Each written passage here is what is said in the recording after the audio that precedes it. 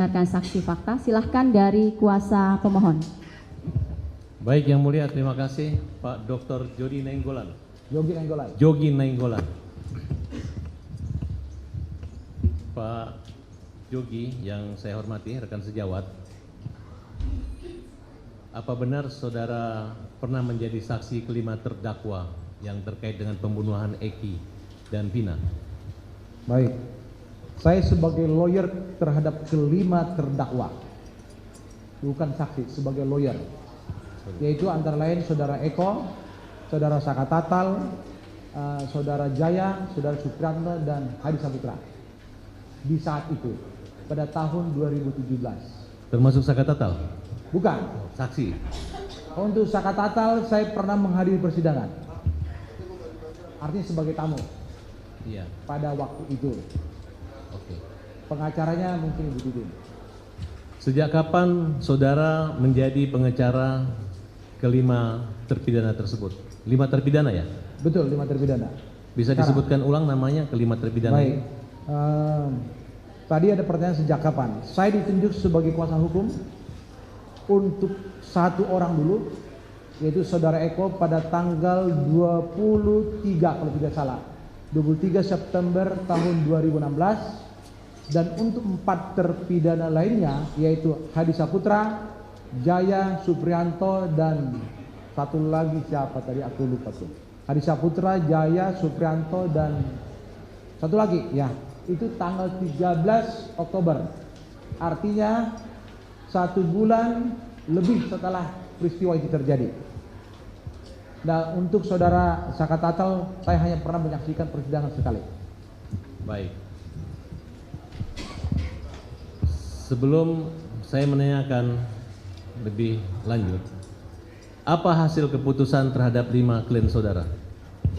Untuk di tingkat pengadilan tingkat pertama, klien kami dihukum seumur hidup. Kemudian kami mengajukan banding, lalu dikuatkan juga. Namun kami, agar dicatat, tidak pernah menerima turunan putusan atau pemberitahuan putusan dari Pengadilan Negeri Cirebon Kota. Itu menjadi pertanyaan buat kami, sehingga kami pada saat itu tidak mengetahui apa hasilnya dan ternyata sudah diputus. Kami hanya tidak punya waktu untuk mengajukan kasasi. Artinya kelima terdakwa yang narapidana yang saudara dampingi, Betul. Pernah melakukan upaya hukum banding? Betul. Apa hasil putusan bandingnya? Menguatkan putusan daripada pengadilan tingkat pertama. Nah, kemudian apakah dilanjutkan dengan pengajuan kasasi? Tidak. Tidak, karena kami tidak pernah mendapatkan relasi pemberitahuan dari Pengadilan Negeri Cirebon Kota. Itu menjadi pertanyaan besar. Ada apa? Padahal alamat kami secara jelas tertera dalam surat kuasa kantor saya di Jalan Soekarno-Hatta, Kota Bandung, Ruko nomor 15. Sejak kapan saudara mengetahui bahwa putusan itu ditolak? Kami ada koordinasi dengan para pengacara lain, seperti Ibu Titin kan pengacara daripada Saka Tatal dan Sudirman. Terus Ibu Wit pengacara daripada saudara Rivaldi. Nah, setelah mereka menerima putusan, berapa hari setelah itu mereka memberitahu apakah Pak Jogi tidak melakukan kasasi. Saya belum pernah menerima relasnya, sehingga waktu itu terlambat buat kami. Apa tanggapan dari keluarga maupun terpidana ini begitu mengetahui bahwa upaya untuk melakukan kasasi itu tidak ada?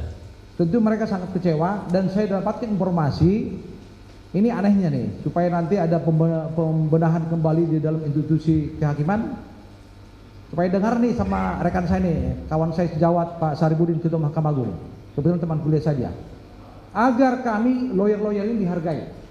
Jangan diserahkan putusan itu kepada terpidana yang berada di dalam lapas. Mereka kan tidak punya akses untuk menyampaikan katakanlah hasil putusan itu kepada kami. Mereka sangat kecewa sekali.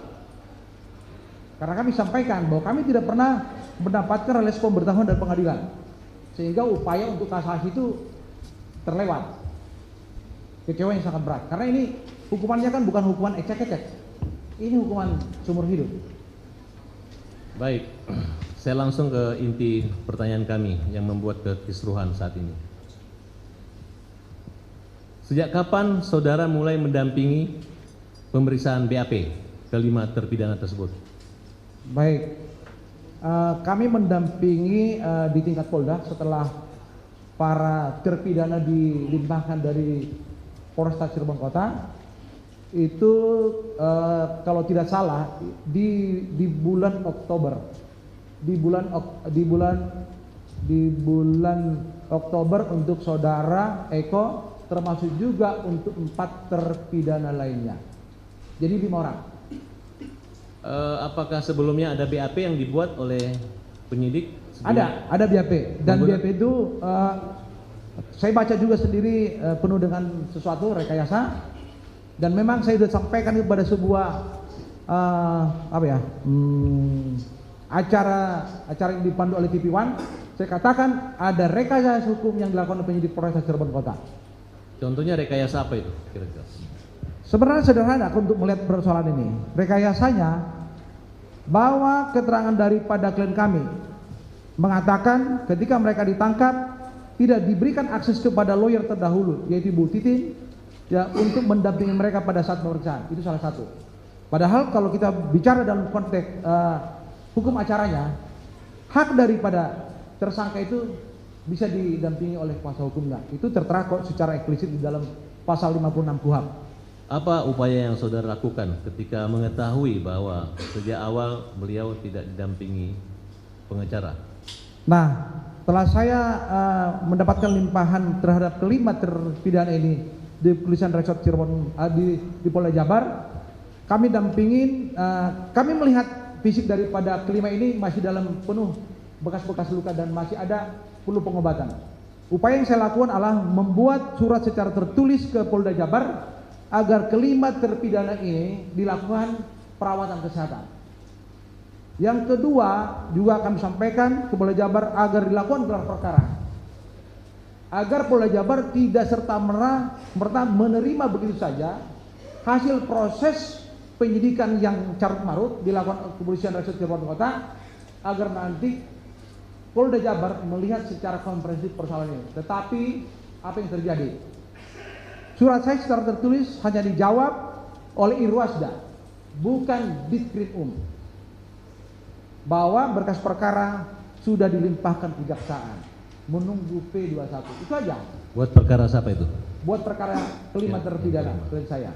Tapi saudara ketahui bahwa perkara Sakatatal udah putus. Karena perkara Sakatatal waktu itu sudah disidangkan di awal-awal karena dia kan masih di bawah umur. Saya juga menyaksikan pada waktu itu persidangan.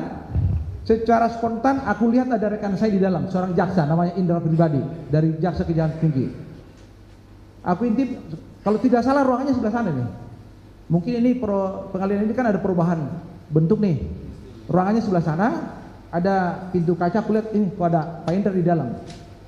Aku masuk ke dalam, terus aku lihat ada persidangan anak di bawah umur, dan suasana kebetulannya kelihatannya tidak bagus-bagus. Itu ada emosional daripada hakim waktu itu yang berpakaian preman, membentang-bentang lah kira-kira begitu suasana persidangan itu. Makanya saya katakan suasana kebetulan tidak bagus. Pengacara sebelum Pak Jogi itu siapa? Ibu Titin sama almarhum Samsudin untuk kelima terpidana yang saya pegang.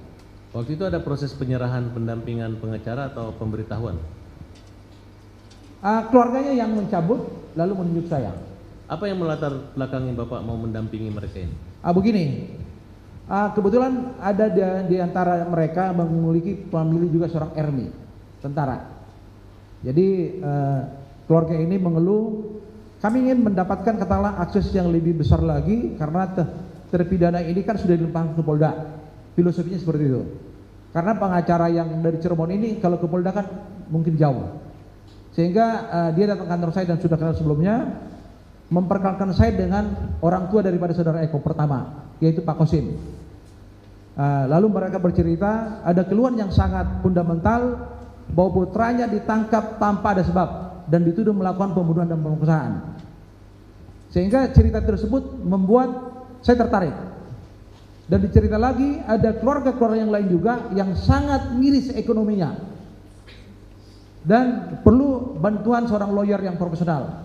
Sehingga waktu itu, oke, saya akan pertimbangkan, saya bicara dengan tim saya, kita berangkat ke Cirebon melihat keadaan-keadaan daripada rumah mereka. Memang betul apa adanya. Kita bayangkan keluarga mereka keluarga kuli bangunan semua. Jadi ya kalau dikatakan Prodeo ya sudah. Saya okekan pada saat itu.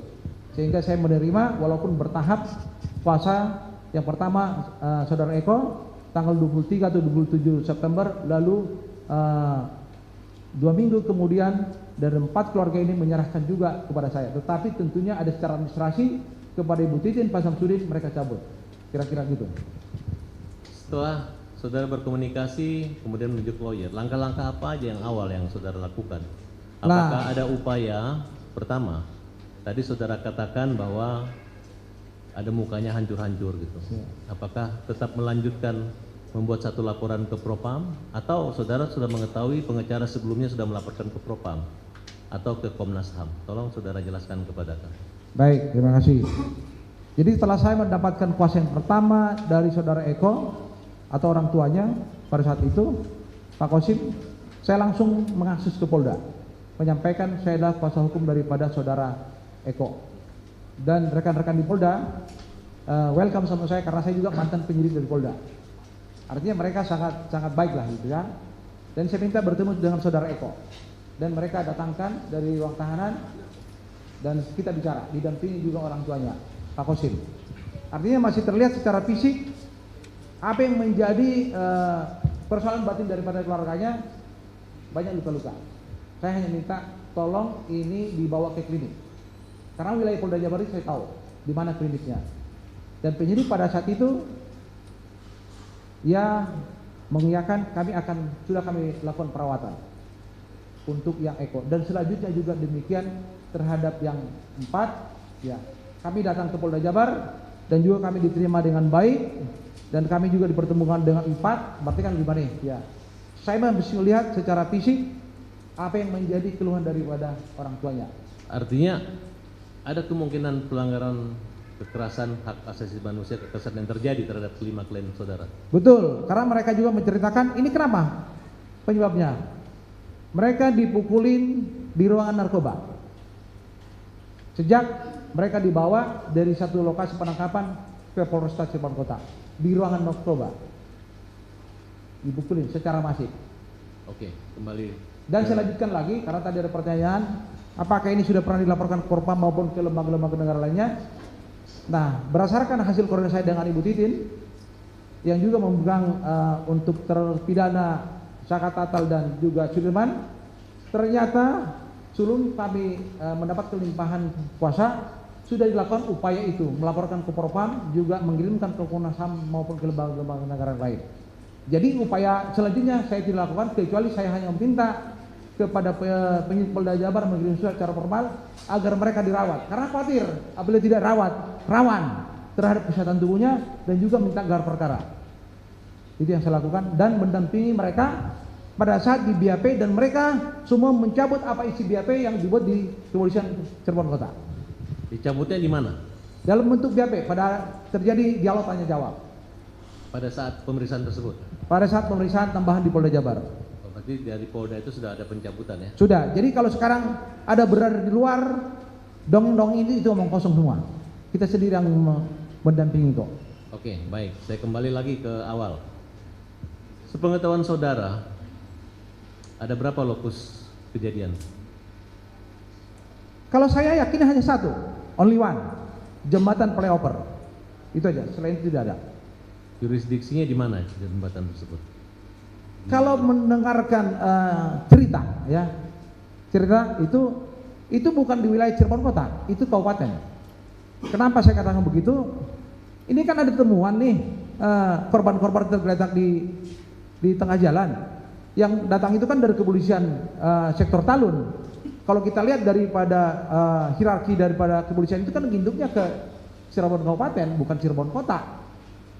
Sedangkan klien kami di malam kejadian itu berada di depan rumahnya Ibu Nining, sedang duduk-duduk, dan apapun yang mereka lakukan itu, terlepas itu bukan suatu kejahatan yang sifatnya membahayakan negara atau masyarakat, itu wajar-wajar aja menurut saya. Lalu karena ditegur oleh Ibu Nining, mungkin suasana sudah malam, maka berpindahlah ke rumahnya Pak RT, di mana Di antara daripada anak muda ini itu yang sampaikan di acara dua sisi ya yang dipandu oleh Dwi Anggi, berpindah mereka ada namanya Kapi dan itu tidak terbantahkan. Siapa Kapi itu? Kapi itu putra daripada Pak RT, Pak Pasren. Apakah Kapi termasuk orang yang ditangkap pada saat itu? Kalau yang ditangkap saya kurang tahu apakah dia ditangkap, tapi yang jelas Kapi ini sampai detik ini tidak pernah terproses sama dengan klien saya yang 5 terpidana terdahulu. Aneh bin Salabin, ya. Ada apa? Ini kan menjadi pertanyaan besar dan itu juga sudah kami pertanyakan kok di ruang persidangan, termasuk Ripaldi yang notabene tidak mengenal klien kami, tetapi disatukan dalam satu perkara 340. Saya sebagai dosen hukum pidana, aduh, ketawa juga saya melihat dakwaan seperti itu, ngeri kan ya. Saya juga sebagai saksi ahli di dalam persidangan, ya ngeri banget ini, permainannya kasar, kira-kira begitulah. Oke, baik. Saudara saksi, di dalam keterangan di BAP Pasren itu dia menyudutkan lawyer pengacara, saya nggak tahu disebutkan siapa. Ya. Apakah ada upaya untuk meminta mereka untuk meringankan sehingga itu membuat pengaruh yang besar terhadap kasus ini, seolah-olah ada yang rekayasa yang dilakukan oleh lawyer? Begini, Saudara jelaskan. sebelum saya ditunjuk sebagai kuasa hukum terhadap 5 terpidana, keluarga ini sudah, keluarga khususnya klien kami maupun yang lain sudah pernah datang ke kediamannya Pak Pasren. Dan mungkin sudah kita bisa lihat kok di podcast ataupun di siaran TV One ataupun NS TV bahwa Ibu Aminah itu kan datang bersama-sama keluarga yang lain. Artinya Pak Pasren ini seolah-olah kan lepas tangan. Silakan aja hubungi dengan pihak kepolisian. Nah, setelah saya ditunjuk sebagai lawyer, saya juga didampingi oleh keluarga menemui Pak Pasren dan diterima, tapi tidak persilakan duduk. Jawabannya sama. Silakan aja hubungi kepolisian. Saya nggak itu. Jadi gerak tubuhnya sama yang diperhatikan dia ketika keluarga terdahulu datang dan juga ketika saya datang mendampingi. Apa yang saudara inginkan dari pernyataan Pasren yang tiba-tiba dimanipulasi lah kira-kira? Sebenarnya sederhana aja. Kenapa you punya anak bisa selamat, yang lain tidak? Tinggal ngomong aja jujur, kan? Bahwa mereka adalah anak-anak orang baik yang tidak melakukan satu kejahatan yang dituduhkan. Itu aja sederhananya. Tapi kenapa? Sampai apakah ada sesuatu saya kurang tahu. Dan itu mungkin nanti penyelidikan berikutnya kan sudah dilaporkan di Mabes Polri. Saya berharap ya Mabes Polri itu secara objektif melihat persoalan ini supaya clear. Dan berulang kali saya katakan di dalam live di TV agar Rudiana juga biar jujur lah gitu kan. Jangan bersembunyi di balik organisasi kepolisian. Kasihan. Saya juga sebagai perwira kepolisian sayang sama organisasi saya. Tapi ketika ada yang berbohong, selalu berbohong, ada orang nih yang sedang menjalani hukuman seumur hidup, ya kasihan juga masa depannya mereka. Ya terlepas katakanlah kami sudah menyampaikan belasungkawa pada saat Rudiana hadir dalam ruang persidangan. Sudah kami sampaikan. Itu hal yang sifatnya nih batiniah. Setahu saudara saksi, kasus ini pertama olah TKP-nya tindak pidana apa? Apakah kecelakaan lalu lintas atau pembunuhan berencana? Kalau mendengarkan satu berita yang kami dapat dari keluarga terpidana, itu pure, saya ulangi lagi, itu pure atau murni adalah laka-laka tunggal. Dan itu juga disampaikan oleh saksi dari kepolisian yang melakukan olah TKP terhadap laka lantas di jembatan flyover. Jadi ketika sekarang bergeser menjadi pembunuhan dan pemerkosaan, ya kita juga menjadi liar nalarnya. Ini siapa yang menciptakan ini? Sekarang ada sperma, kita juga tanya dalam persidangan. Ini milik siapa nih? Ya, toh juga teknologi di negara ini kan udah canggih kok, ya. Kalau ada sperma di situ temuan daripada dokter forensik dan dokter forensiknya juga sudah diberikan dalam persidangan, ini seharusnya kita lanjutin untuk mengetahui DNA milik siapa. Sementara klien kami berada dalam penguasaan polisi, kami tidak pernah menolak. Jangan diperiksa dong, ada? Nggak ada. Kami ingin terang benderang persoalan ini dalam konteks hukum pembuktian. Tapi kenapa tidak lakukan? Ada apa? Karena ini menjadi pertanyaan besar sampai saat ini. Termasuk juga itu yang namanya badik atau sangkur di dalam dakwaan itu ditusuk. Tapi apabila kita hubungkan, kaitkan dengan hasil kedokteran forensik, nggak nyambung, ya, nggak nyambung tuh. Dan kita juga bersama-sama Ibu Titin nih, ini di Bintuhan nih, Ya, bajunya digeber-geber ini ada nggak tusukan? Nggak ada. Ya, terus bagaimana mungkin ada tusukan sementara baju sendiri yang dipakai tidak ada lubang? Kan aneh. Berarti ada di sini menciptakan fatwa persoalan baru di luar sebenarnya kenyataannya. Itu aja. Ini sekarang rakyat Indonesia sedang menonton, ya, supaya kasihan mereka yang 7 terpidana ini. Ya, negara harus segera membuat satu keputusan yang final buat mereka. Kasihan juga. Makanya begini saya sampaikan, kalau diizinkan saya menambah. Saya juga banyak dibohongin tuh sama saksi. Tapi puji syukur mereka sekarang sudah tobat. Seteguh, udah tobat tuh, kan ya? Dia membalikkan suatu keadaan. Saya bersama dengan orang tua daripada terpidana datang ke rumahnya, dibilang kami merekayasa. Tapi berkat daripada Pak Deddy Mulyadi, ya, puji syukur dia ada tobat, nangis-nangis tuh. Apa yang disampaikan itu di dalam BAP itu bohong semua. Ya, si Pran juga begitu kelakuannya, udah pada bertobat semua. Liga Akbar kan yang katanya melintas di depan SP 11 omong kosong, ya, udah pada bertobat semua. Saya pernah bilang sama tim saya namanya Monika, Mon, lihat, suatu saat kasus ini akan terbongkar. Ini batin saya masih berkecamuk terus, karena saya nggak yakin mereka sebagai pelaku bagian daripada tindak pidana pembunuhan dan pemerkosaan. Itu jauh, nggak ada faktanya yang bisa. Kalau kita bicara dalam konteks bukti segitiga kan, di dalam rumus pengolahan TKP nggak ada nyambung. Saya juga sekolah reserse itu 4 kali. Jadi artinya ilmu reserse ada di benak saya. Saya juga pengajar reserse dulu dan sekarang sebagai dosen hukum pidana dan mengajar mahasiswa saya sekarang di kampus Sekolah Tinggi Hukum Bandung membuat berkas perkara yang dibuat oleh penyidik. Saya ajar mereka karena saya punya ilmu untuk itu. Apakah termasuk Dede? Coba saudara jelaskan tentang Dede yang Dede ini juga sebenarnya yang kami harapkan hari dalam ruang persidangan sama Aed. Tapi apa daya? Baru sekarang terbuka kan motifnya. Ya. Kenapa Dede tidak hadir di persidangan padahal kami sudah minta secara tegas kepada majelis hakim pada saat itu, ya, agar majelis hakim memerintahkan jaksa untuk memanggil sampai 3 kali loh. Tapi nggak pernah hadir. Tetapi ketika saya tonton mulai dari Pak Deddy itu datang ke tempatnya Pak Deddy Mulyadi kan, dia bercerita tentang apa yang dialami dia yang tidak sebenarnya, dan termasuk juga ketika dia dibawa ke DPN Pradi, di situ ada dialog antara Profesor Dr. Otto Hasibuan dengan saudara Dede, mengatakan secara tegas kok kan saya menerima surat panggilan, ya.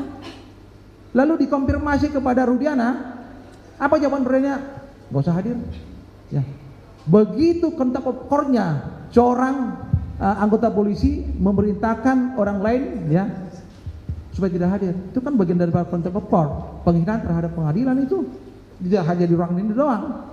Dan itu selalu saya ajarkan di kampus itu. Oke.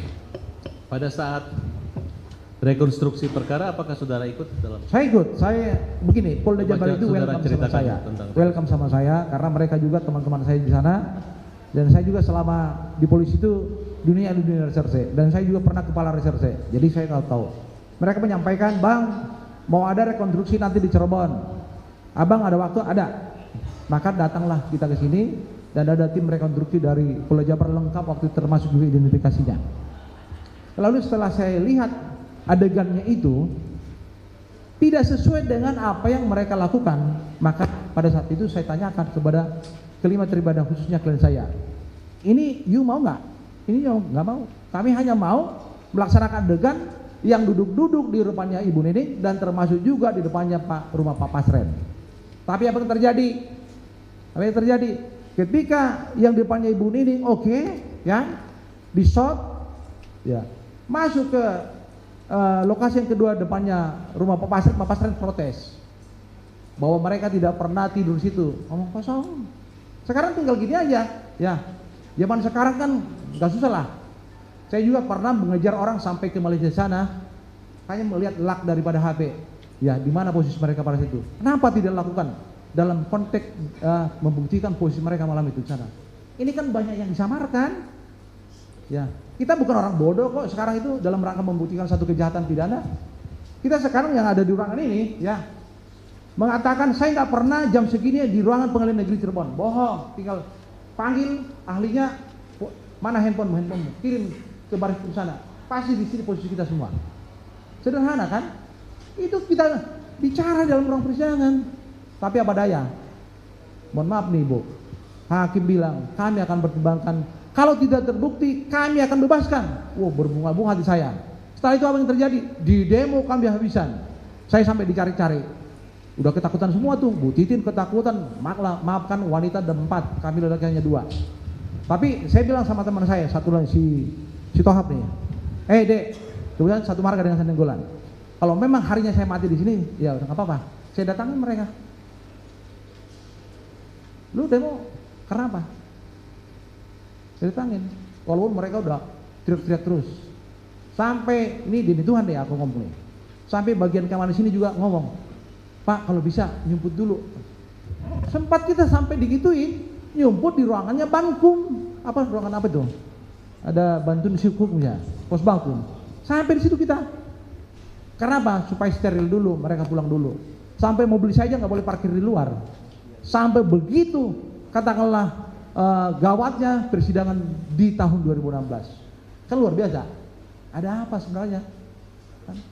Sekarang kan terbongkar semua. Itu karena berkat daripada Tuhan. Luar biasa. Saudara saksi, persidangan waktu itu dilakukan secara terbuka atau tertutup? Pada saat dibuka itu terbuka. Saya harus terang mengakui, dan memang ada waktu itu tertutup mungkin pada saat pemeriksaan yang sifatnya sensitif. Kaitannya dengan mungkin ada kaitannya sperma kan yang di dalam tubuh daripada Vina kan ya, ada waktu itu. Tapi terbuka ada. Jadi saya tidak boleh mengatakan tertutup semua, enggak. Itu dosa buat saya. Saudara saksi tadi menguraikan tentang scientific crime investigation ya. Waktu kapan persoalan CCTV maupun persoalan HP itu Ya, diperdebatkan? itu di ruang persidangan. Kita akan tanya, rekan-rekan dari penyidik Polresta Cirebon mengatakan kami nggak punya ahli. Itu kan sangat naik. Ini lembaga kepolisian ini lembaga yang canggih loh kan. Kayak ini sekolah reserse di Bandung sana itu canggih-canggih semua tuh, katanya tuh dari Jerman tuh. Laboratoriumnya kan bagus kan. Jadi kalau ada katakanlah sersan polisi di sana yang membohongi negara ini, dalam hal ini CQ Kepolisian Republik Indonesia, itu perlu dipertanyakan tuh kualitasnya tuh. Artinya waktu perencanaan yang di dalam dakwaan tentang 17 Agustus itu menggunakan SMS atau WA atau apa? Aduh, saya kurang ingat terhadap yang 17 Agustus itu ya. Tapi saya lebih fokus kepada persoalan ketika katakanlah LP dibuat setelah penangkapan.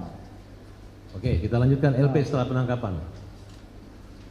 Menurut saudara sebagai lawyer setelah melihat berkas bahwa ada 2 LP, Ya. apa yang saudara lakukan? Baik, jadi begini sebenarnya. Saya supaya jelaskan dulu agar nanti ya hakim yang mulia bisa memahami karakter kasusnya. Ini ada 2 berkas perkara. 2 berkas perkara ini, satu berkas perkara atas nama Eko Ramadhani alias Koplak dan saudara Rivaldi. Ini terpisah. Lalu ada satu berkas perkara lagi 5, HDCS. Berikut di situ Sudirman, satu berkas perkara. Pada awalnya persidangan itu 2 sesi.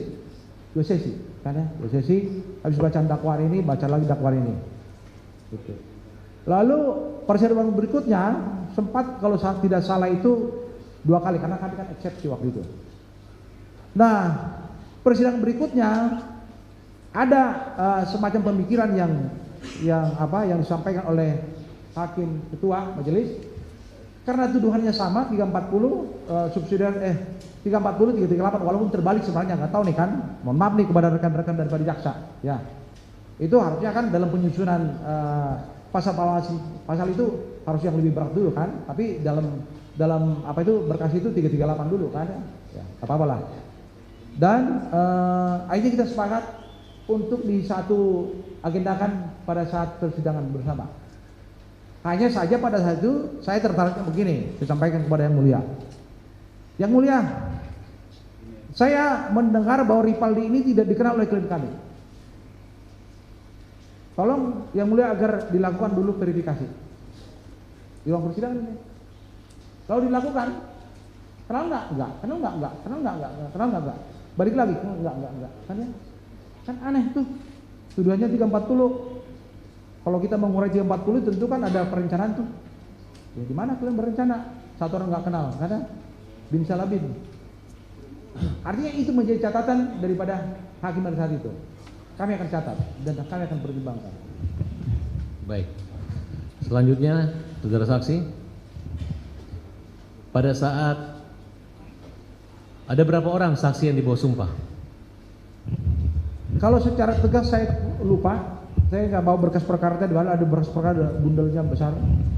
Hanya sekarang ribut-ribut di dalam medsos itu kan, katanya Dede dan AF itu dibuat berita tertutup, Pak. Tapi saya nggak ada tuh.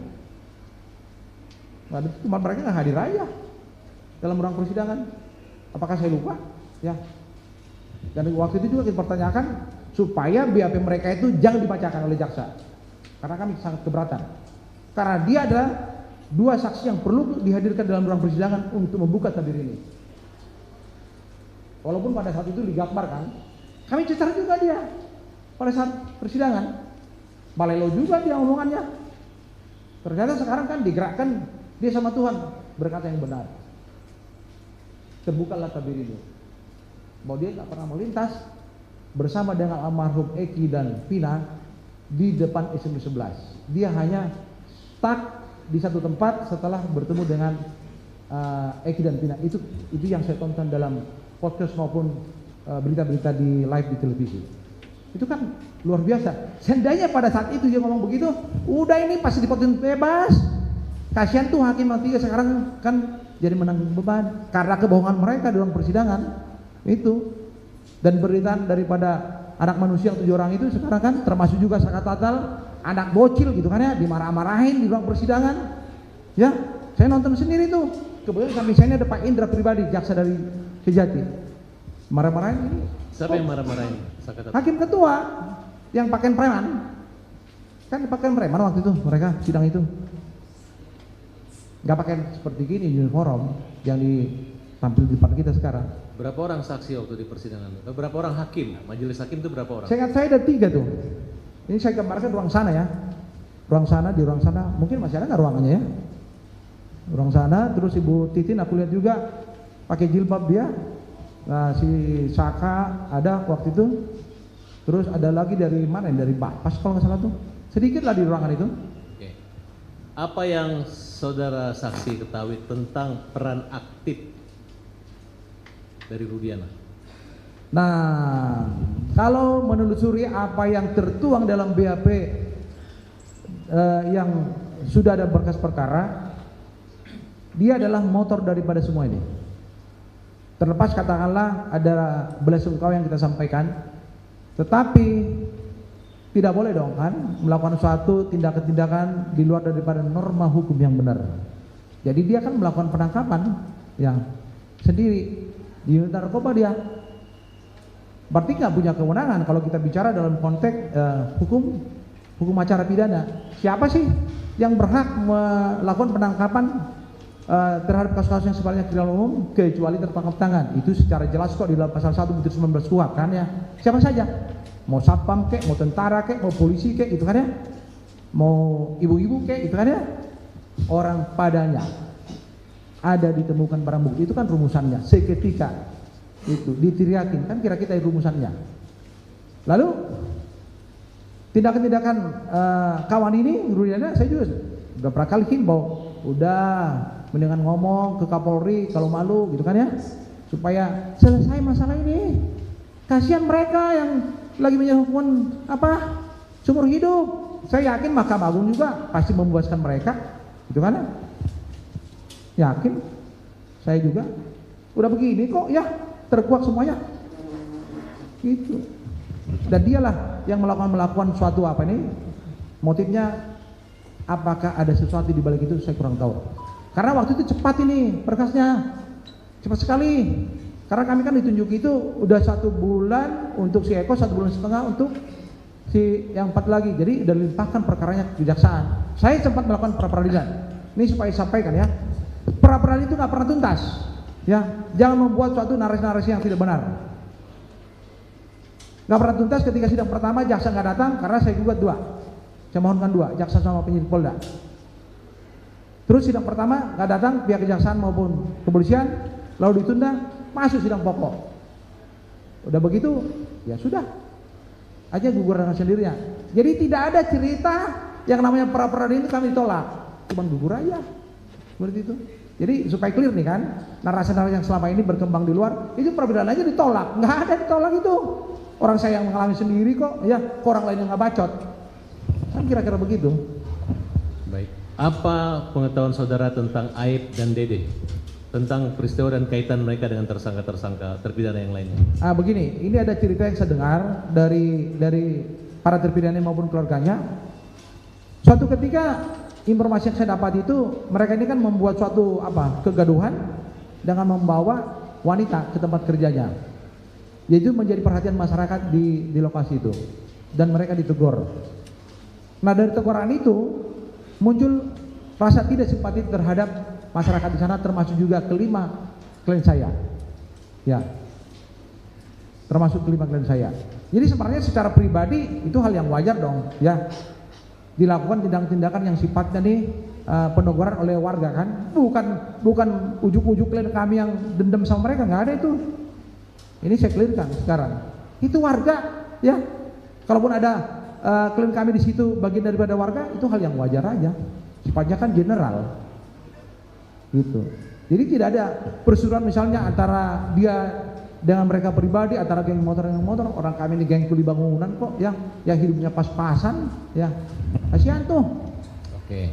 Dalam laporan Rudiana, motif daripada pembunuhan itu karena eksistensi persaingan antar geng motor. Ya.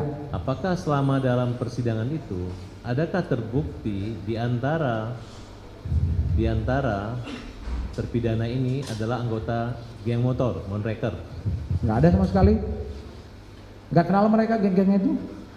Kita udah beberapa kali kok mengatakan, bahkan suatu saat begini, saya masih di ruang tunggu tahanan sana sebelum kita sidang.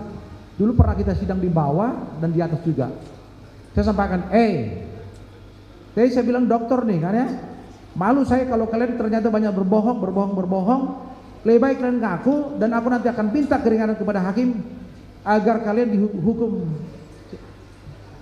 ringan, kira-kira begitu. Lalu mereka menjawab, saya harus berulang kali bicara apa lagi ke bapak kan? Kami udah jujur, belum penting kaki bapak itu cium. Gila kan ya? Kaki gua dicium, cium aja kaki orang tuamu. Untuk membuktikan bahwa kamu batinmu itu adalah benar bicara. Mereka lakukan. Jadi kalau udah begitu, apalagi yang kita persoalkan ketidakjujuran mereka? Udah jujur mereka. Jadi kalaupun sekarang itu ada cerita nih di dalam kalangan para praktisi hukum bahwa putusan pengadilan itu kan sudah inkrah. Ya betul. Tapi saya sebagai seorang dokter di bidang filsafat, ada Descartes mengatakan cogito ergo sum dubio motivum. Saya berpikir karena saya ada, saya melihat karena saya ada. Jadi sesuatu putusan pengadilan saya bisa pertanyakan isinya benar nggak? Dan itulah yang disebut dengan teori keraguan. Saya meragukan isi putusan itu karena bertolak belakang dengan fakta dan kinerja yang sebenarnya. Tapi apa yang saya perbuat? Saya aja ya putusan banding nggak disampaikan. Alamat saya juga di Amerika. Jalan Soekarno-Hatta Bandung, ya jelas kok itu jalan nasional. Kenapa nggak disampaikan? Apakah ada pertanyaan? Hanya lawyer ini lawan kami yang berat. Mungkin begitu pikirannya. Saya sering kali kok membahaskan orang di ruang persidangan. Apakah saudara mengetahui bahwa pledoi Sakatatal juga dikesampingkan oleh majelis hakim dengan alasan salah menulis tanggal atau nomor perkara? Saya hanya dengar aja dari Bu Titin mengeluh dia. Tetapi secara material isinya saya kurang tahu. Apakah saudara ketahui bahwa memori banding dari perkara banding Sakatatal tidak dikirim ke pengadilan tinggi? Saya nggak tahu. Pernah dengar dari Ibu Titin? Saya hanya pernah dengar dari Bu Titin. Itu keluhannya. Menyatakan bahwa apa yang Anda alami dialami juga oleh terdakwa lainnya. Iya. Kemudian apa kira-kira motif pembunuhan terhadap kedua korban ini oleh klien saudara menurut pertimbangan hakim ataupun maupun jaksa atau polisi yang saudara ketahui? Ya kalau kita lihat dari isi BAP ini kan semacam ada pengarahan, ada pembunuhan, ada pemerkosaan ya. Walaupun masalah yang digunakan itu adalah undang-undang masalah anak kan, pasal 80 keturunannya pasal 76D pelecehan hubungan seksual terhadap anak di bawah umur, bukan pasal pemerkosaan di dalam KUH pidana. Ini motif ini sampai sekarang saya masih misteri nih. Ini kenapa nih tiba-tiba diciptakan seperti gini, padahal ini anak-anak yang tidak ngerti tentang geng motor, tidak ngerti tentang kecelakaan lalu lintas yang ada di flyover gitu kan ya.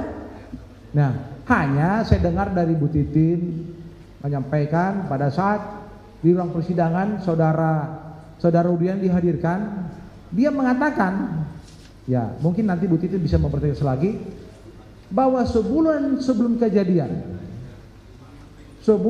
kejadian bahwa almarhum Eki ini sudah berseru dengan geng motor. Ternyata di BAP-nya Rudiana pun geng motornya disebutkan Monreker. Berarti kan ada perseruan di luar daripada kecelakaan lalu lintas terjadi antara anaknya dengan geng motor. Apakah anaknya ini cerita kepada bapaknya? Ada Rudiana, nama-nama yang bermusuhan dengan itu namanya kan si Panji, ya, namanya Peggy Perong, namanya juga si Andi, satu lagi itu siapa itu si Dani, kan ya? Tapi kami yakinin pada saat kami lihat BAP yang besar itu, ini ngomong kosong. Ya, klien kami pun nggak kenal itu. Jangankan yang itu, kedua korban aja nggak kenal. Jangankan kedua korban, Ripaldi aja nggak kenal. Kan bin Salabin ini, saya ulangi lagi ya. Jangankan yang DPO ini yang ada dalam berkas perkara nggak dikenal. Satu, ya. Kedua korban, Pina dan Eki nggak kenal, kan ya. Ketiga, Ripaldi yang sama-sama dihadirkan dalam ruang persidangan nggak kenal.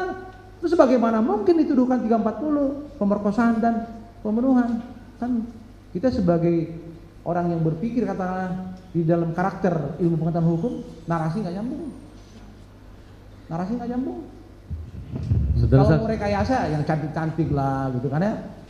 Saudara saksi, saya mau menggali tentang alat bukti lainnya, ya. Handphone dan CCTV. Coba saudara saksi pertegas dulu bagaimana perdebatan itu terjadi sehingga itu tidak dilakukan dengan alasan tidak ada ahli itu. Kalau CCTV kan secara tegas di dalam penjelasan saksi perbalisan di pengadilan, kami nggak punya ahli, ya sederhana begitunya. Tapi CCTV-nya ada? Ada, udah kalau keterangan dia sudah diambil, tapi kami nggak punya ahli. Handphone juga kan kami bertanyakan, kenapa handphone itu tidak dilihat posisi terakhirnya dia? Kan gampang tuh. Sebagai contoh nih, ya saya pernah mengejar pelaku pembunuhan ke Kalimantan Barat. Karena melakukan pembunuhan itu di kota Bandung dan asli dari Banten. Kami kerjasama waktu itu dengan seorang ahli IT. Oh, posisinya dia sekarang Kalimantan Barat, saya terbang Kalimantan Barat. Minta bantuan dengan Polda Kalbar. Lalu kami temuin keluarganya, kakaknya kebetulan ada di situ menikah dengan orang Kalimantan Barat. Kami, saya kasih servis dari kota Bandung, minta penjelasan pada ibu, adik ibu ada di mana? Oh bapak jangan nuduh sembarangan. Termasuk juga ada lawyer pada saat itu.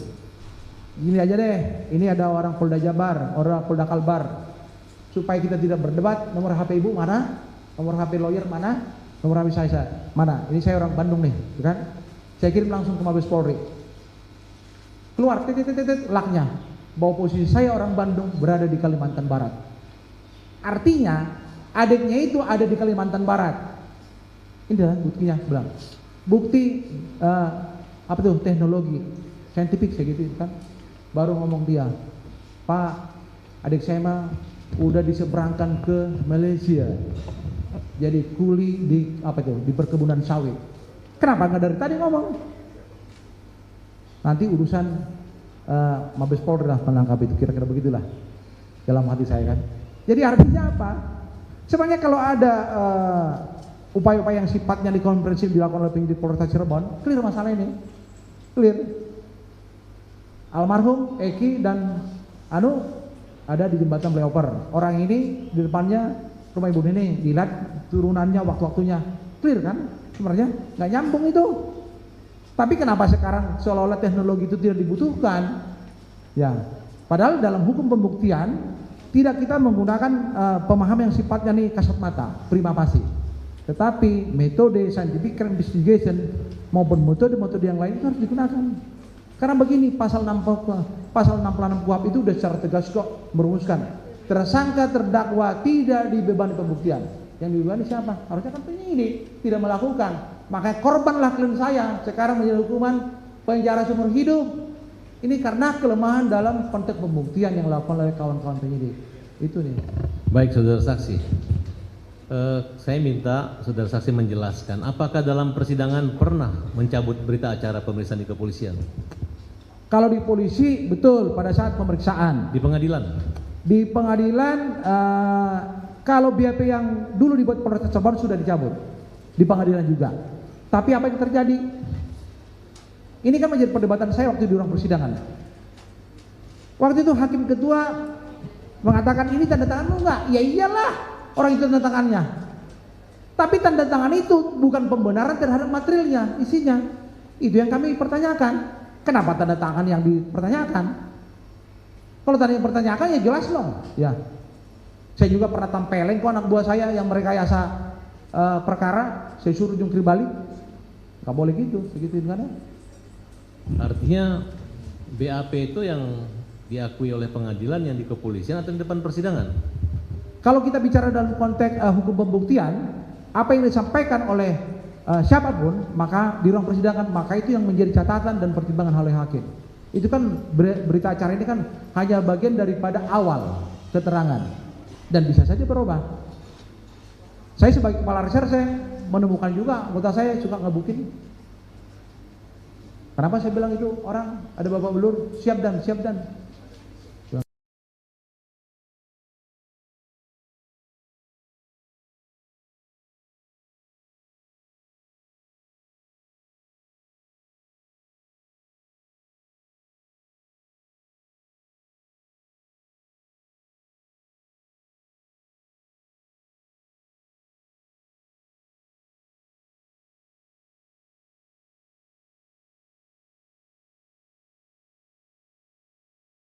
Yang saya lihat dalam konteks struktural gitu kan ya.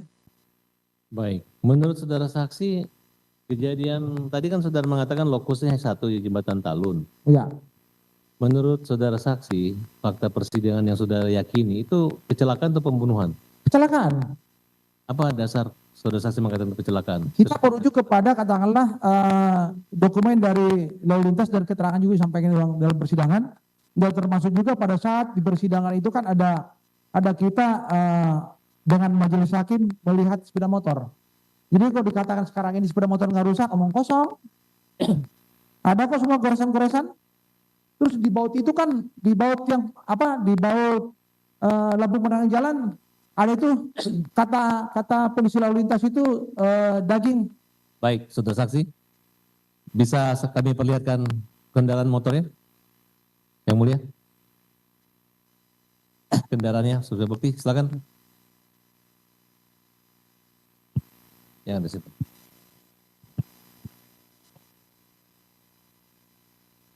Ada 5 gambar.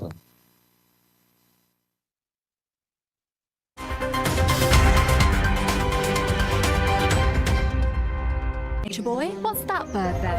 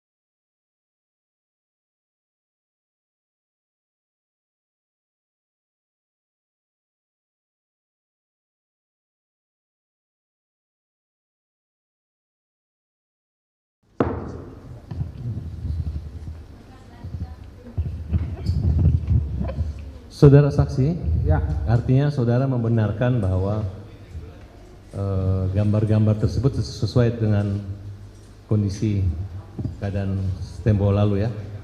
kalau motornya betul. Motornya, karena motor itu kan kita lihat di bawah. Karena kita waktu itu bersidang di atas, sehingga hakim ingin membuktikan dan mengajak kami semua pihak termasuk juga jaksa untuk turun melihat motor. Karena terkait kan mereka mengatakan motor tidak rusak. Rusaklah. Ya, dan itu murni peristiwa pembunuhan dan pemerkosaan. Oke, Jauh kali itu. jauh. Saudara kan pernah nggak melakukan satu perbandingan antara dakwaan Saka Tatal dengan kelima klien saudara? Nggak pernah. Saudara tahu bedanya di dakwaan Saka Tatal peran daripada Peggy dengan apakah Peggy di putusan kalian dianggap memperkosa atau hanya sekedar membunuh? Justru pada saat itu kita kan nggak meyakini itu ada DPO.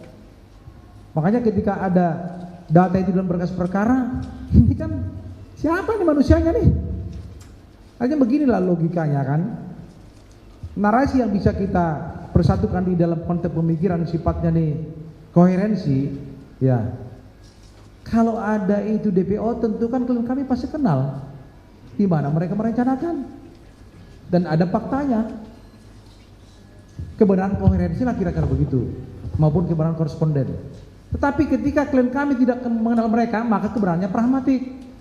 Berarti ini kan yang membuat-buat nih, menciptakan seolah-olah dikait-kaitkan dengan klien kami, padahal klien kami tidak kenal dia. Makanya sejak dari awal ya persidangan, kami tidak pernah merespon itu yang namanya DPO. Karena klien kami tidak kenal. Ya. Jadi kalau sekarang ada DPO di situ, itu kan ceritanya almarhum mungkin ke bapaknya sebulan sebelum kejadian bahwa dia ribut berseteru dengan geng motor Moonraker, makanya itu tertuang dalam BAP-nya Rudiana, memasukkanlah nama-nama yang 8 ini bagian daripada yang didapat dia keterangan dari anaknya.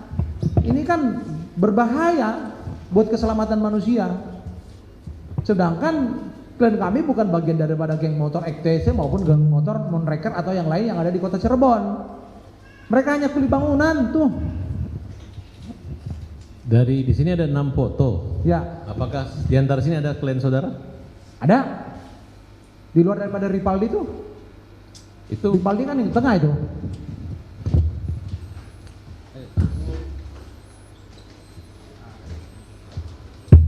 pasca mengalami penyiksaan. Ya betul. Iya.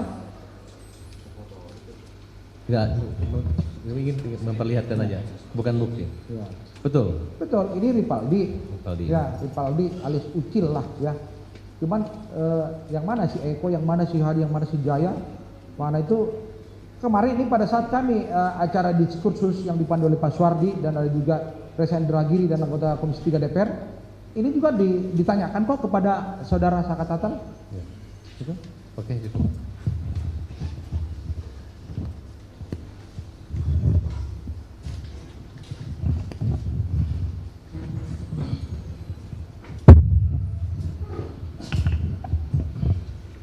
Ada yang mau ditambahkan lagi? Sepengetahuan saudara tentang kaitan dengan perjuangan kami untuk melakukan peninjauan kembali? Baik. Jadi saya berterima kasih ada upaya hukum luar biasa yang akan dilakukan oleh tim lawyer daripada Saka Tatal dengan berbagai bukti dan dokumen maupun nanti saksi yang dihadirkan. Dan secara konsisten saya mengatakan ini bukan satu kasus pembunuhan dan pemerkosaan. Itu adalah kasus kecelakaan murni dari keterangan anggota kepolisian yang dihadirkan dalam ruang persidangan. Dan kalaupun katakanlah ada bukti-bukti secara material yang tidak dibuktikan oleh pihak kepolisian di dalam membuktikan suatu upaya-upaya penyidikan, janganlah orang lain dijadikan sebagai korban daripada suatu permainan. Dan perlu saya sampaikan ada petuah dari seorang filsuf bernama Francis Bacon, there is no torture than torture of law. Tiada penyiksaan yang lebih buruk dibanding penyiksaan terhadap hukum, karena hukum itu sama dengan manusia. Dan itulah yang dialami oleh klien kami saat ini, walaupun sudah diambil alih oleh DPN Pradi, tetapi saya sampai sekarang dan tim saya belum pernah dicabut. Kami hanya mensupport semua dokumen yang dibutuhkan oleh DPN Pradi. Itu bagian daripada kerjasama kami. Artinya harapan kami ini mereka-mereka semua terpulihkan nama baiknya dan mereka terbebas daripada hukuman itu. Itu aja. Jadi kalau katakanlah ada bukti-bukti yang tidak dibuktikan secara scientific investigation, kita udah secara gamblang kok mendengar semua berita itu kan ya. Ada sperma yang tidak dibuktikan, katakanlah ada, kalau itu dipakai nusuk, ya secara laboratorium kan di ujung daripada pisau itu ada darah. Ya, bawa aja ke rumah sakit tuh, ke laboratorium tuh. Ada nggak darah di situ? Kalau ada darah, itu darah siapa? Dikaitkan dengan katakanlah darah korban. Sederhananya kan begitu tuh. Kesulit-sulit kok, ya. Sulit membuktikan itu. Banyak hal lagi lah. Itu bukti segitiga dalam rangka merunut suatu katakanlah mana posisi saksi, mana korban, mana TKP, mana tersangka, gampang kok. Tapi tidak dilakukan. Ya, dilakukan itu. Baik, saya mengenal saudara saksi 25 tahun yang lalu memang sebagai seorang polisi. Siap. Sebagai penyidik yang jujur dan gak neko-neko. Thank you. Sekarang saudara sebagai lawyer dan kami mengucapkan terima kasih. Terima kasih. Semoga kebenaran kejujuran saudara dapat tercerminkan dalam sidang peradilan ini. Terima kasih. Saya rasa cukup, mungkin ada dari sedikit tambahan.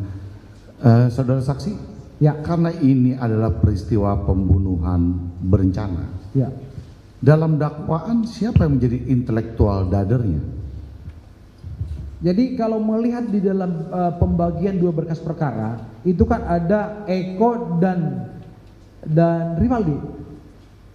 Eko. Jadi kalau kita hubungkan dengan degradasi daripada posisi seorang, siapa sih sini menjadi witlocker-nya kan? Dadernya dan mendeflektornya. Ya. Dalam berkas perkara itu dua-duanya, tapi tidak bisa dibuktikan. Nggak bisa dibuktikan itu. Motifnya apa? Hah? Motifnya apa jadi? Gak jelas. Kalau kita lihat dari teori Ponbori maupun teori sebab akibat nggak nyambung. Terus kita mau bicara motif seperti apa? Kan ya? Kenapa saya bilang kan berulang kali nih itu kecelakaan lalu lintas nggak dilakukan pengolahan secara saintifik, kan ya? Mungkin ada apa itu? CCTV di situ kan? Sepanjang itu. Bongkar aja sekarang. Jangan liar kan ada berita di mana itu CCTV. Kan ada satelit kan? Berapa lama sih satelit itu bisa menyimpan? Lakukan aja. Apa susahnya sih? Ya, saya juga pernah terbang dari Papua menuju Jakarta ketika saya menjadi saksi ahli di Papua. Saya bisa kok ada di kamera situ. Kita sedang berada di titik ini tahu kok. Ya, gampang kan ya?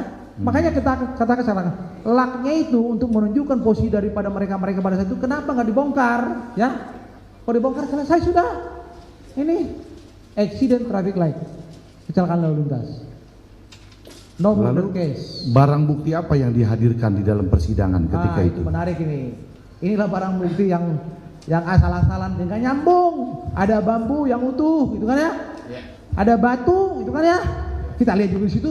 Ini bambunya, kok nggak ada? Ini bekas-bekas mukul sesuatu, gitu kan? Batu juga utuh. Artinya batu ini kalau dilempar terjadi benturan dengan aspal entah apa, kan pasti ada. Mungkin entah bagian ujungnya kayak yang sobek gitu kan, yang pecah, nggak ada tuh. Bersih, gitu kan ya? Terus mau diapain? Mau dikait-kaitkan? Nggak nyambung. Nggak nyambung semua. Terus dipukul bagian apa? Nggak nyambung. Pernah tidak saksi tahu ada olah TKP di tanah kosong yang belakang showroom itu? Saya waktu itu di masa saya setelah ditunjuk jadi lawyer, saya nggak pernah tahu. Tapi pada saat mau dilakukan rekonstruksi, klien kami menolak untuk melakukan itu. Menolak untuk melakukan itu. Ada ini ya, apa temuan darah atau sidik jari atau apa dan sebagainya ketika sidang 2016 itu? Nggak ada. Nggak ada sama sekali tuh. Tidak ada sama sekali. Nggak ada tuh. Jadinya ada diperlihatkan dalam ruang persidangan, ini sidik jari kan? Apakah sidik jari itu diangkat kembali atau yang sifatnya bisa dilihat secara kasat mata kan? Itu nggak ada tuh. Karena sidik jari itu umurnya kan berapa, berdasarkan hasil pelajaran kita di Megamendung itu nggak lama kan? Apalagi daerah terbuka itu. Tetapi kalau begini logikanya lah. Ini 8 orang katanya akan melakukan pemerkosaan kan? Ya. Kan luar biasa tuh tuduhan itu. Bagaimana sih? Orang 8 orang emang di situ semak-semak nggak terjadi apa? terkontaminasi dengan pergerakan manusia.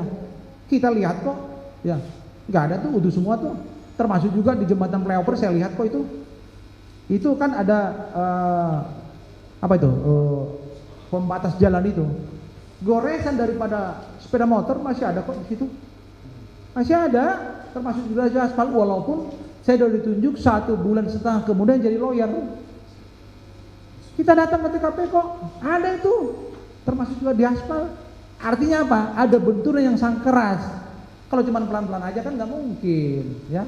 Tapi kan yang sebenarnya berhak bicara itu, ya, adalah ahli di bidang lalu lintas yang mendalami tentang pembuktian kecelakaan lalu lintas. Kalau saya kan secara kasat mata doang, dikaitkan dengan katakanlah ada kecelakaan dan terbukti, ya, apa yang disampaikan oleh polisi dalam ruang persidangan nyambung dengan itu, berarti kan ada terkorelasi kan. Nah, kebenarannya adalah koheren dan koresponden, bukan pragmatis. Kalau kita bicara dalam konteks hukum pembuktian yang benar, kita jangan main-main lah. Ya, sebagai seorang dosen juga, saya nggak pernah ngajarkan mahasiswa saya untuk neko-neko.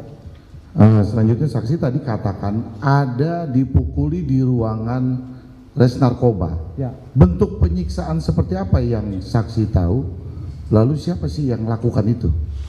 Nah, secara kasat mata saya nggak lihat, tetapi penjelasan dari klien kami setelah kami ditunjuk sebagai lawyer di Polda Jabar, dan cerita itu benar, ada, mereka ceritakan.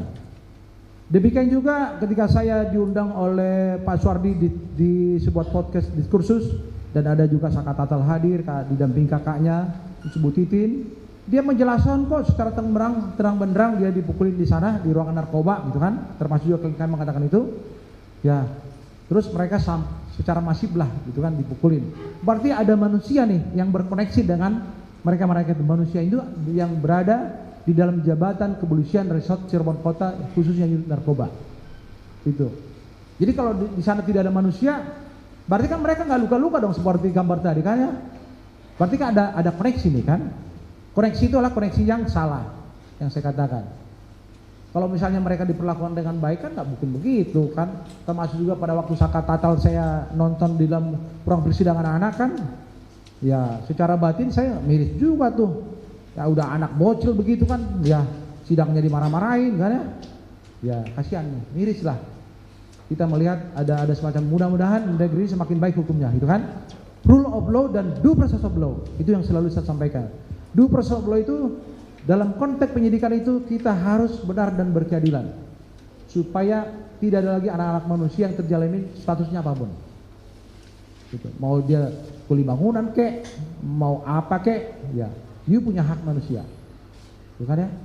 Declaration of Human Rights kan sudah jelas kan, kita juga adopsi kok itu kaitannya dengan Undang-Undang 45. Terus mau apa lagi kita?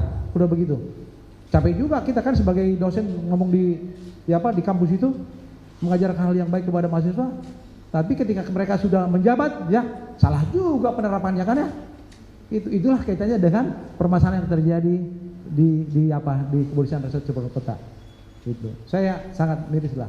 Mudah-mudahan ada perubahan dan Kapolri membenahi ini secara utuh menyeluruh lah. Gitu.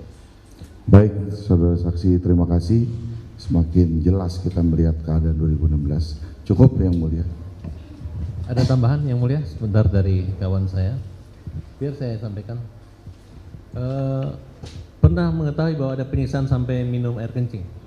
Saya hanya mendengar aja dari saudara Saka Tatal. Berapa kali dia ngomong itu, baik itu di podcastnya dia, baik itu dia waktu live, ya, maupun waktu saya bertemu dia di podcastnya Pak Suardi di diskursus, dia ngomong begitu. Baik, saudara saksi, saudara mantan penyidik, yes, dengan pangkat AKBP, Kombes. Enggak, saya terakhir itu komisaris polisi mengundurkan diri. Mengundurkan diri. Jika kejadian seperti ini, apa peran biasa polisi, ya?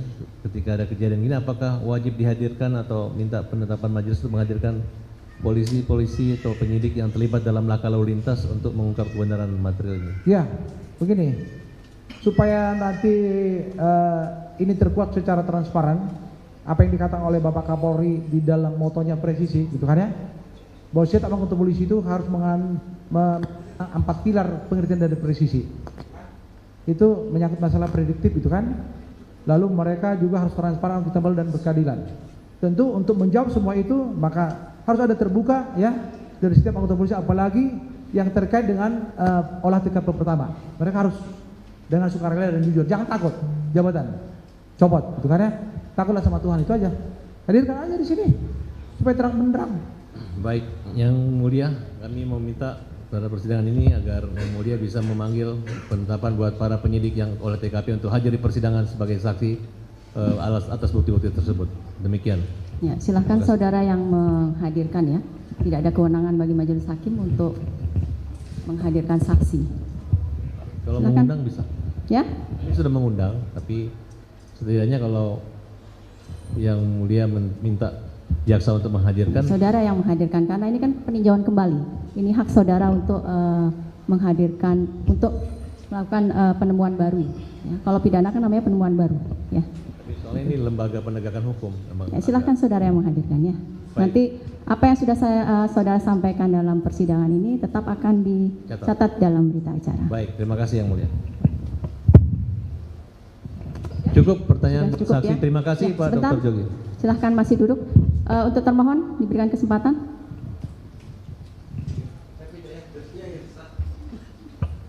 Baik, terima kasih atas kesempatan yang telah diberikan kepada kami.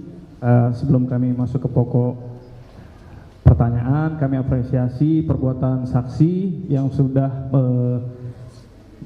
berbuat atas perbuatan oknum pada salurannya yang sesuai tadi Pak ya. Terima kasih. Kemudian berkaitan dengan pokok permasalahan yang akan kami tanyakan kepada saudara saksi.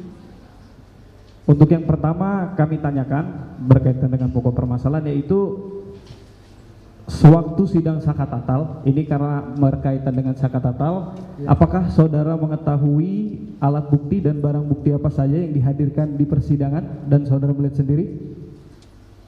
Untuk sakatatal? Sakatatal, bukan yang 5. Tidak pernah. Tidak ya? Tidak lihat, tidak tahu, tapi saya hanya pernah menyaksikan persidangan sakatatal. Baik, terima kasih. Kemudian berkaitan dengan hal tersebut saya akan lebih spesifik berkaitan dengan visum et repertum yang sebagai alat bukti surat di dalam berkas kami maupun di pembuktian kami. Apakah saudara pernah melihat ataupun mempelajari berkaitan dengan visum et repertum yang sudah dihadirkan di dalam persidangan sakatatal, Pak? Kalau di persidangan sakatatal tidak, tapi di mungkin itu ada kaitannya dengan persidangan terhadap 5 klien kami. Baik, izin. Berarti untuk yang sakatatal saudara belum pernah melihat ya Pak? Tidak, karena saya bukan lawyernya. Baik, kalau seperti itu yang kami akan tanyakan lagi berkaitan mungkin dengan yang sudah saudara laksanakan ataupun kerjakan selama ini. Yang kami tanyakan berkaitan dengan visum et repertum di perkara Bapak, ya bukan sakatatal ya Pak? Ya. Apakah di dalam visum et repertum tersebut ada menyimpulkan bahwa perbuatan atau luka-luka berkaitan dengan benda tumpul, benda tajam ini adalah karena kecelakaan lalu lintas atau karena penusukan atau pembunuhan berencana, dan atau itu hanya simpulan majelis hakim ataupun jaksa karena diberikan beban pembuktian yang Bapak sampaikan tadi? Ya. Berarti yang terbukti di persidangan waktu itu bukan kecelakaan lalu lintas ya Pak?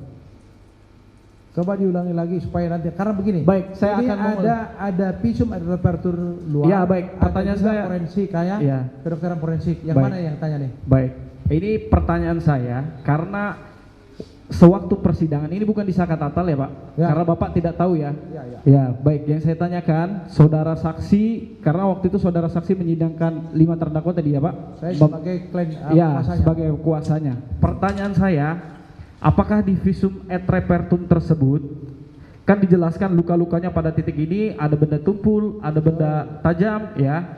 Nah, apakah di sana ada disimpulkan oleh dokter visum et repertum ini karena kecelakaan lalu lintas, Nggak ada. ini karena pembunuhan? Tidak ada ya Pak? Nggak ada. Baik. Ya.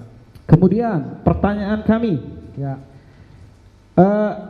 apakah saudara langsung, ini kembali ke sakatatal? Ya. Baik, apakah saudara langsung melihat kejadian berkaitan dengan perbuatan yang dilakukan anak sakatatal di flyover?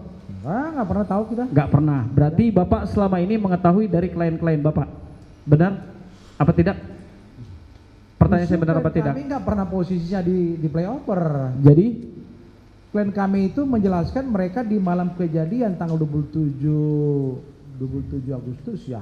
baik, Itu berada di depan rumah Ibu Nining. berada di depan rumah Bu Nining. Bu Nining. Mereka duduk-duduk kurang lebih 9-10 orang termasuk juga Kapi, Teguh gitu kan, Pram, si Okta dan lain-lain sebagainya. Karena mereka di sana membuat gaduh, karena ibu itu mungkin mau tidur, lalu ditegur mereka bergeser. Baik. Itu aja. Apakah saudara ada di lokasi kejadian? Saya Iya. pertanyaannya sangat nggak nyambung nih. Enggak, ini saya bertanya karena yang mulia tidak. Pertanyaan saya iya apa tidak, Pak? Jangan gitu dong bertanya. Izin Saya yang mulia. kan lawyer. Izin Instruksi bertanya. majelis yang Karena mulia. beliau saksi. Saya lawyer kan. Izin yang mulia. Kita tanyakan kepada yang mulia. Sebentar. Siap. Tadi sudah dijelaskan oleh saksi Baik. bahwa ia adalah lawyer dari terdakwa yang dewasa ya, Baik. dewasa, yang 5 orang. Berarti beliau tidak pernah ya, Bu, di sana? Ya. Jangan gitu pertanyaannya dong. Saya tidak dibatasi untuk bertanya yang mulia kecuali yang mulia membatasi. Izin yang mulia. Bentar, saya Itu tanyakan. kesalahan Saya Baik, bertanya baik. ya. Yang mulia yang bertanya. Saya Siap. yang bertanya. Ganti dong, ganti Iya. dong, Bentar, kan? saya yang bertanya. Ya. Jadi Bapak ada tidak di lokasi, itu aja. Kalau bilang tidak, itu kan yang dibutuhkan oleh si termohon. Saya kan Karena lawyer Bu. kan? Nah, itu. Berarti Kita tahu tidak ada yang jawabannya. mulia? Tidak. Siap. Nah, itu ya. Untuk itu kami minta untuk dicatat di dalam persidangan bahwa keterangan beliau ini sebagai testimoni de auditu, Bu. Jadi tidak pernah. Silahkan saudara bertanya. Hak saudara Baik. untuk bertanya Iya. bukan untuk Untuk menyimpulkan. sementara ya. saya cukup, Bu. Ya, Sudah? ini ditambahi oleh Sudah dicatat dalam oleh berita acara. rekan Jadi saya. sebentar. Siap. Sebentar, dengarkan dulu. Sebentar. Hei. Sebentar. Kuasa pemohon tadi sudah ditunjukkan juru bicaranya siapa. Kemudian tadi sudah dari majelis juga sudah tidak untuk menyimpulkan. Apapun yang disampaikan oleh termohon, tadi ada keberatan dari termohon, tetap akan dicatat dari dalam berita acara, gitu ya. Jadi biarkan, terserah. Tapi kami akan melihat nanti, akan tetap dicatat dalam berita acara, gitu ya. Tapi izin yang Ya. mulia. Kan apa yang dikatakan oleh rekan jaksa ini kan saya mengatakan testimoni dia itu. Iya, sebentar. Tadi sudah kami catat dan sudah kami tegaskan bahwa memang Bapak ada lawyernya. Betul. Bukan berarti Bapak ada di situ, kan seperti Betul, itu. Ya, Bu. sudah ya cukup. Tapi Ya, pernyataan silakan. testimoni itu dicabut dulu. Sudah catat dalam berita acara. Cabut dulu, Ya. bro. Cabut dulu. Anda ngerti Nanti akan nggak? mempertimbangkan adalah Mahkamah Agung. Semua yang terjadi dalam persidangan tetap Begini, akan Bu, dicatat begini, dalam Bu. Saya persidangan. ini dosen, Ya, silakan, Bu. ya. Dosen. Kalau saya mendengar seperti itu rasanya miris nih kan ya. Silakan lanjutkan dulu ya. Izin, mungkin saya nyambung ya Pak ya. Mungkin Yang sudah ditanyakan jangan diulang kembali. siap. Tadi mungkin sudah ditanyakan mengenai visum ya Pak ya. Berarti tadi di persidangan itu pernah diperiksa dan dinyatakan bahwa hasil visum itu yang tercantum di berkas perkara adalah benar ya Pak ya. Betul lah. Betul ya, isinya betul ya. Walaupun kita tidak punya kesimpulan itu tentang apa seperti itu ya. Hanya begini, saya tambahkan, ketika ahli forensik, dokter forensik dihadirkan di dalam ruang persidangan ya, kami menanyakan tentang sperma, ya, dan dokter forensik menjawab seharusnya itu dilanjutin untuk mengetahui itu milik siapa, Ya, oke Pak. Tapi intinya saya mungkin tidak bertanya tentang itu. Baik. Yang saya tanyakan hanya waktu di persidangan hasil visum adalah benar dan dibenarkan termasuk oleh Bapak ya. Semua juga. Siap. Oke. Visum dan termasuk juga hasil pemeriksaan Ya, forensik ya. berarti yang tercantum di berkas perkara waktu itu adalah benar seperti itu Pak. Ada dua ya. Ya. Oke. Kemudian tadi yang foto-foto Bapak lihat, di depan tadi, berarti sebelumnya sudah ada ya Pak ya di berkas perkara? Foto-foto yang tadi disampaikan yang Bapak lihat di depan? Foto yang bonyok-bonyok tidak ada. Yang banyak-banyak maksudnya Pak? Enggak, tadi ada beberapa foto seperti sepeda motor, mayat dan lain-lain. Berarti Sepeda motor. itu di berkas perkara. Di berkas Kalau perkara itu nggak ada itu. Di berkas perkara Nggak Pak. ada. Jangan diperlihatkan, Ibu. Tadi sudah kami perlihatkan di sini ya. Saya sepeda motor lihatnya di bawah. Oh gitu. Tapi waktu di berkas perkara ada Pak foto-foto itu? Tadi sudah dipertanyakan oleh kuasa pemohon bahwa apa yang disampaikan di sini ya, tadi sudah diperlihatkan. Jadi sudah dijawab sebenarnya. Oke. Oke, kalau gitu cukup ya mulia. Cukup. Terima kasih bro. dari kuasa pemohon juga sudah cukup. Saka tatal ya pemohonnya. Pemohon tadi sudah dengarkan keterangan dari saksi. Sekarang giliran dari termohon, apakah keterangan saksi ini benar semua atau tidak benar, atau ada yang tidak benar, ada yang benar. Sebagian benar, sebagian tidak benar. Benar. Ya. Terima kasih untuk keterangannya sudah dibenarkan. Baik Bu. Ini untuk KTP-nya. Baik Bu, terima kasih. Saya mau ke Jakarta lagi nih. Ya. Mau ikut tes capim KPK.